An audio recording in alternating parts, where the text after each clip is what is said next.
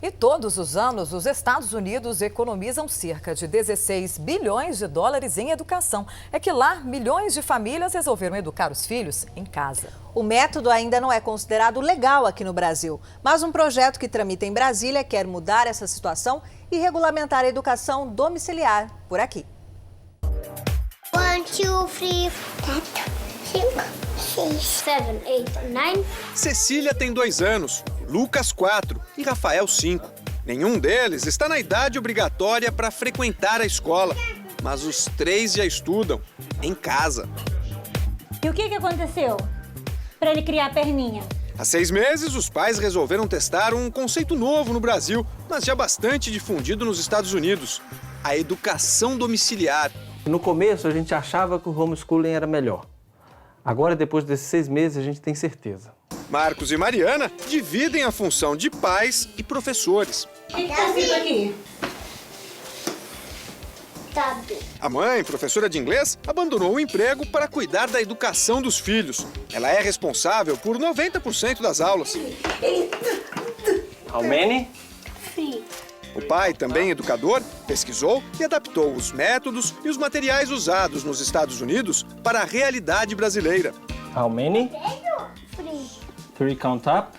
4. A sala de estar é também a sala de aula da família. As crianças estudam juntas. Cada uma tem uma idade e, claro, um nível de entendimento diferentes.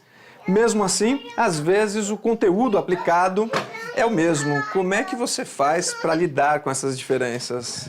Bom, eu explico a história, né? Como a gente trabalha com alfabetização e com história, a história eu conto para os 3.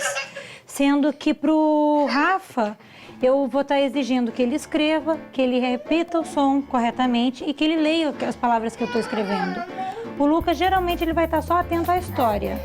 E a Cecília, o pouquinho da história que ela tiver, que ela prestar atenção, já é o suficiente. O casal rebate uma das principais críticas ao modelo: os prejuízos de socialização da criança ao não frequentar a escola. É uma das principais preocupações dos pais que fazem homeschooling, estar indo ao encontro de outras famílias. Nós percebemos que eles ganham muito por estarem se relacionando com faixas etárias diferentes e com amigos diferentes, em ambientes diferentes. Good. Calcula-se que no Brasil, cerca de 1.000 famílias sejam adeptas do sistema. Não existe um motivo só pelo qual os pais fazem isso. Os pais fazem isso por vários motivos, né? A insatisfação com o ambiente escolar, a insatisfação com a qualidade do ensino da educação que é praticada nas escolas convencionais. Segundo o Instituto Nacional de Educação Domiciliar dos Estados Unidos, lá, desde os anos 70, 2 milhões de famílias adotaram o chamado homeschooling. De acordo com um levantamento do Instituto, as adesões norte-americanas crescem de 5% a 12% ao ano e a economia anual do governo é de 16 bilhões de dólares. Aqui no Brasil, a prática não é regulamentada e famílias já chegaram a ser processadas por causa de uma interpretação da lei. Não matricular num colégio os filhos de até 14 anos pode ser considerado crime de abandono intelectual. Um equívoco, na opinião do presidente da Associação Nacional de Educação Domiciliar. Essas crianças estão sendo muito bem cuidadas na questão do ensino acadêmico, os pais têm feito um bom trabalho e não há como punir esses pais por abandono intelectual, porque não há abandono intelectual. O deputado federal Lincoln Portela apresentou um projeto para regulamentar o sistema. A educação domiciliar faz com que haja uma naturalidade na educação. Isso vai gerar autodidatismo. Esse autodidatismo, evidentemente, vai fazer com que as crianças sejam levadas à pesquisa. E isso é muito importante, porque a criança não fica apenas bitolada em determinadas matérias. Ela vai além daquelas matérias. O repórter Aguiar Júnior mostra a experiência de 2 irmãos em Vargem Alegre, Minas Gerais. Kleber, Bernadette e os 3 filhos passam boa parte do dia sim, entre livros e em volta da mesa. São 10 horas da manhã agora e normalmente neste horário os adolescentes, como o Jonatas e o Davi, estão na escola. Mas aqui é diferente, eles aprendem assim, dentro de casa. Jonatas, de 15 anos, e Davi, de 16, pararam de frequentar a escola há 5 anos.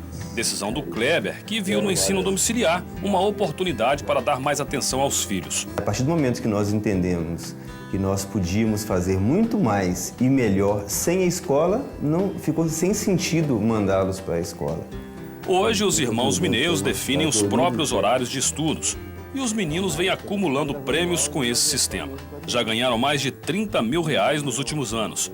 A maioria em concursos com participação de alunos de escolas particulares. Agora, eles estão de malas prontas para enfrentar estudantes da Califórnia, nos Estados Unidos. Só pelo fato de eu ter saído da escola e de ter tirado esse peso das minhas costas, de estar dentro de uma sala de aula aprendendo coisas que eu acho desnecessárias, e toda a tensão de uma prova, de trabalhos, eu acho que só por esse fato já compensou tudo isso que nós vivemos. Quando não estão entre os livros, os adolescentes desenvolvem programas de computadores. Jonatas e Davi estão prestes a colocar no mercado mais 2 softwares. Os irmãos Nunes, a família Citelli, são exemplos de que existem outras opções viáveis para a educação no país. A vantagem da educação domiciliar em relação à escola é no mínimo igual ou melhor. Desde que uma criança nasce, você já começa a falar com ela, ainda que ela não saiba falar, não saiba entender o que você está falando, mas você fala. E isso, em relação ao conhecimento, isso é muito natural.